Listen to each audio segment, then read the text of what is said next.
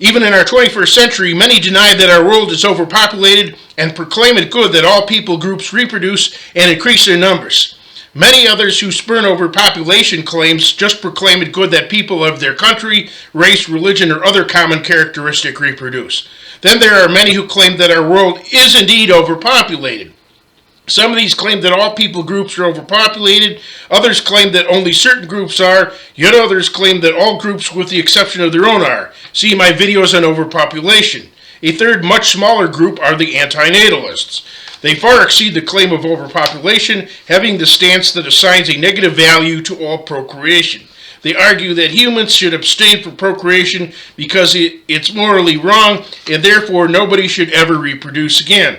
With few exceptions, anti-natalists claim that the entire human race should die out. To their credit, they strongly oppose suicide and murder. The position is far from new, some formulations of this idea stemming from the ancient BCs. As for abortion, anti-natalists have a spectrum of views like everyone else. See my video on abortion. Supporting arguments of anti-natalists. Environmental degradation. They see human activity as the primary cause and therefore refraining from procreation and allowing for eventual human extinction, the best alternative for Gaia Earth and her plants, waterways, and sky to flourish. Phasing out the human species by voluntarily ceasing to breed would stop pollution and might allow Earth's biosphere to return to good health. Crowded conditions and resource shortages will be assuaged as we become less dense. In other words, the end of humans ends the human world, but not the world at large. Our antagonistic species. The human species is seen as the most destructive and warped on Earth, responsible for the mass suffering and deaths of other humans and non-human animals.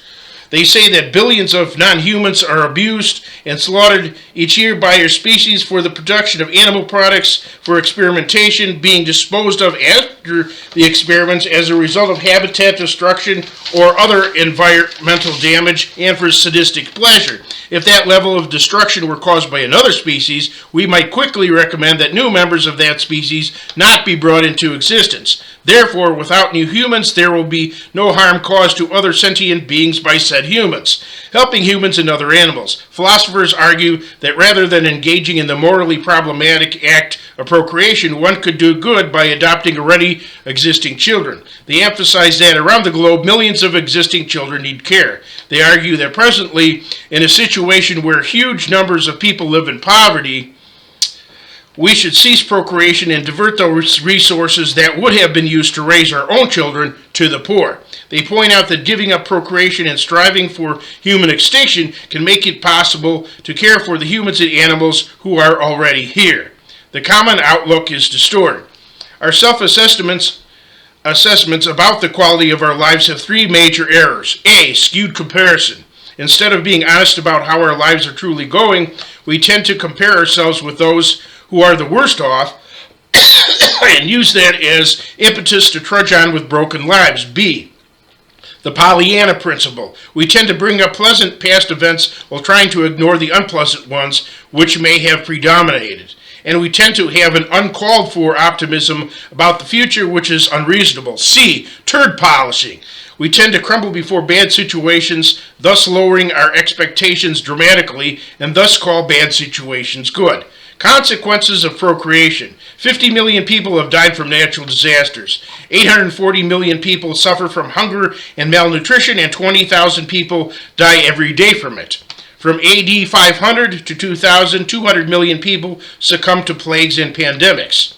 18 million people die every year from infectious diseases and aggressive cancers. 3.5 million people die every year in accidents. Before the 20th century, 130 million people were mass murdered. In the 20th century, 200 million people were beaten, bombed, burned, crushed, drowned, frozen, knifed, shot, tortured, or worked to death. There were 34 million conflict-related deaths from the 16th century through the 19th, and 109 million in the 20th. About 40 million children are abused each year. Chronic depression is at an all-time high. Humanistic attempt to stamp out death and suffering. Allegedly oblivious to the suffering to which life is subject, women beget children and are thus the cause of old age and death in a way. If they knew what suffering they would add to by this act, they would supposedly desist from having children, and so stop the operation of old age and death. Since birth leads to death, they say that to conquer death, people should desist from procreation instead of producing cannon fodder for death. And by producing a child, we are responsible not only for this child's potential suffering, but may also be co-responsible for the suffering of further offspring of this child. And no one can predict their child's fate. Childbirth versus the individual. Philosophers argue that procreation is contrary to Immanuel Kant's wise insistence that a man should never be used as merely a means to an end, but always be treated as an end in himself. A subgroup claims that anti-natalism should also extend to non-human animals. They say that by ending the procreation of animals by sterilizing them, we can free them from being slaves to their instincts and for bringing ever more animals into a life cycle of misery. Consider that lives of wild animals in their natural environment generally seem very bad. Research on jungle life shows that just 1 in 8 male lion cubs survives into adulthood. Others die from starvation and disease and often fall victim to other lions. Attaining adulthood is much rarer for fish. Only 2% of salmon survive into adulthood. And besides that, the problems of being eaten alive, disease, infanticide, parasitism, predation, and starvation. Comments. As one who has had no opportunity to have children, I love how anti-natalism acts as a battleship to gun down and blow apart the dominant idea that producing children is the only worthy goal or life's most important achievement. It also torpedoes the dominant bigotry that sees parents as superior to non-parents. No way, my guy, forget about it. I also commend anti-natalists for their denouncement of speciesism and for exalting quality over quantity. In fact, to rightfully dismiss this extremely gloomy and sorrowful philosophy, there must be an afterlife for both humans and animals. If not, anti-natalism would have great merit. Thankfully, I am sure that there is. That is an afterlife for both humans and animals. But it's still not good enough.